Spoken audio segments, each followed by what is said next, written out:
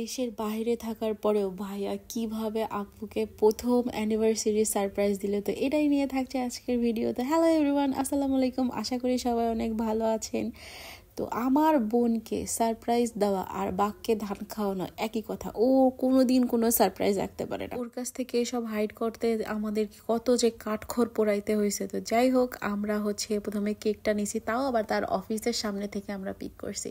তারপর আমরা তাড়াতাড়ি করে রেডি হয়ে আমরা চলে গেছি প্রথমে তার জন্য ফুল কিনতে। আর এগুলো সব কিছুই ভাইয়ার প্ল্যানিং ছিল। আপুর তো অনেক মন খারাপ ছিল, সারাদিন সে বলতেছিল যে সে অফিসেই যাবে না, আর সে যদি অফিসে না যায় তাহলে আমরা এগুলো কোনো কিছুই করতে পারবো না।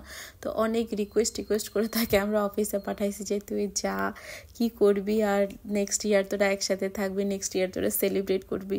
কত কষ্ট করে তাকে আমরা অফিসে যাওয়ার জন্য রাজি করাইছি। আচ্ছা, আমরা যে এখানে আসছি, কিন্তু ওকে এখানে কিভাবে নিয়ে আসবো এটা অনেক ইন্টারেস্টিং ছিল। তো আমরা যেখানে চলে আসছি, আম্মু আর শাওন তারপরে আসবে, তারপরে ওকে কে নিয়ে আসবে, আমরা এখানে কেন যাচ্ছি, ওই কেন আসবে এখানটাতে। তো তারপরে ওর ফ্রেন্ড ওকে ফোন দিছে যে আয়, তুই বাইরে আয়, মন খারাপ করে থাকিস না, চল তোকে একটু বাইরে থেকে ঘুরাই নিয়ে আসি। তো এই কথাটা বলছে, আর বলছি যে আমরাও সবাই নিচে আসি, তো নিচে চলে আয়। তো রেডি হয়ে সে আসছে।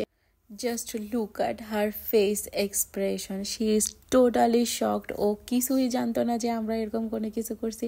আর আমরা সব থেকে বেশি খুশি হয়েছি যে ওকে আমরা সারপ্রাইজ দিতে পারছি, কারণ ও আমাদের সবাইকে সারপ্রাইজ দেয়। আর আমরা অনেক ব্লেসড যে ওর মতো একটা বড় বোন পাইছি, আর ওর জন্য এটা করতে পারে আমরাও অনেক। ও ভাবছে যে এগুলো সব আমি, ঈশা, আম্মু আমরা সবাই মিলে করছি, কিন্তু যখন ওকে বলছি যে এটার পুরা প্ল্যানের মাস্টার মাইন্ড ছিল ভাইয়া, ওই তো আরো শকড হয়ে গেছে যে ভাইয়া হ্যাঁ ও এইসব করতে পারে।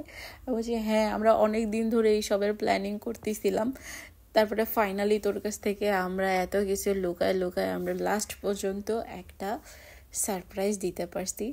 তো যাই হোক, সে এগুলা দেখে অনেক খুশি, আমরা অনেক খুশি হয়ে গেছি, তাকে আমরা হ্যাপি করতে পারছি।